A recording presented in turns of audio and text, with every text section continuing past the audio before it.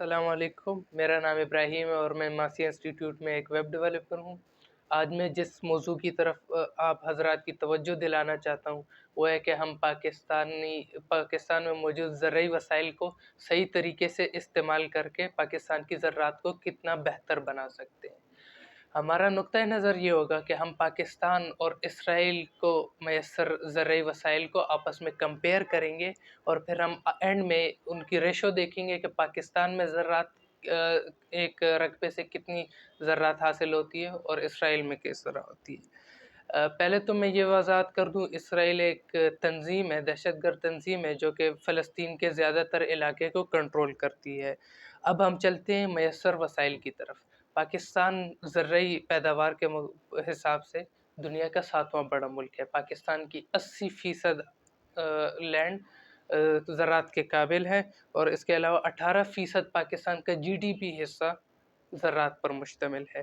تقریباً 42.3% افراد زراعت کے شعبے سے منسلک ہے، جبکہ اسرائیل میں تقریباً صرف اور صرف 20% حصہ زراعت کے قابل ہے۔ وہاں کے 3.7% لوگ زراعت سے منسلک ہے اور GDP کا 2.5% حصہ زراعت پر مشتمل ہے۔ اب ہم جان سکتے ہیں کہ ہمارے لیے زراعت کتنی زیادہ اہم ہے، اور ایک دوسرا علاقہ، ایک خطہ اسرائیل، اس کے لیے زراعت صرف 2.5% GDP کا حصہ رکھتی ہے، یعنی کہ وہ اس کے لیے اتنی اہم نہیں ہے۔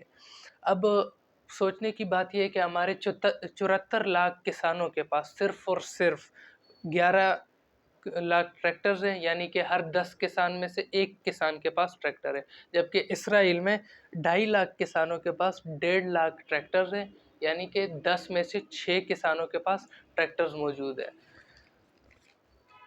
پاکستان میں دنیا کا سب سے بڑا اریگیشن سسٹم، نہری نظام موجود ہے، اور پھر بھی ہمارے کچھ علاقوں میں ہمیں یا تو سیلاب دیکھنے کو ملتا ہے یا قحط سالی، جبکہ اسرائیل میں پینے کا پانی تک نہیں ہے، اور وہ کھارے پانی کو فلٹر کرتے ہیں اور ایک ایک پودے تک قطرہ قطرہ ڈرپر کے ذریعے سے پہنچاتے ہیں۔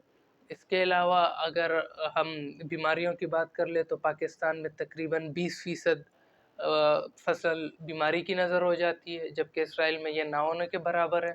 پاکستان میں جو ہم بیماری کا پتہ لگاتے وہ آنکھوں دیکھا ہوتا ہے، یعنی ہم آنکھ سے دیکھتے ہیں، ہمیں پتہ لگتا ہے نہ لگے کہ بیماری ہے، یعنی اس سے ہمیں کوئی اتنا سروکار نہیں ہوتا ہمارے کسانوں کو۔ لیکن اسرائیل میں ہر ایک ایک پودے کو جدید سینسرز کے ذریعے سے مانیٹر کیا جاتا ہے۔ کٹائی کی طرف سے اگر ہم دیکھیں تو ہمارے ہاں آج بھی درانتی کا نظام ہوتا ہے، تھریشر آج کل جدید مشینری آ رہی ہے لیکن اتنی بہتر نہیں ہے وہ، جبکہ اسرائیل میں آج کوئی بھی ہاتھ سے نہیں کاٹتا، وہاں جدید مشینری جو کہ ہم اس کا سوچ بھی نہیں سکتے، وہ اسرائیل میں اس وقت موجود ہے۔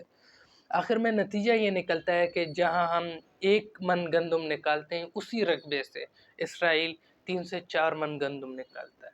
اب کرنے کا کام یہ ہے کہ ہماری یونیورسٹیز، وزیر زراعت اور اس کے علاوہ جو تعلیمی ادارے ہیں ان کو زراعت پر توجہ دینی چاہیے، بالخصوص سرمایہ داروں کو، کیونکہ ہم جانتے ہیں کہ ایک ملک کو پولیٹیشنز نہیں بلکہ سرمایہ دار آگے بڑھاتے ہیں۔ شکریہ۔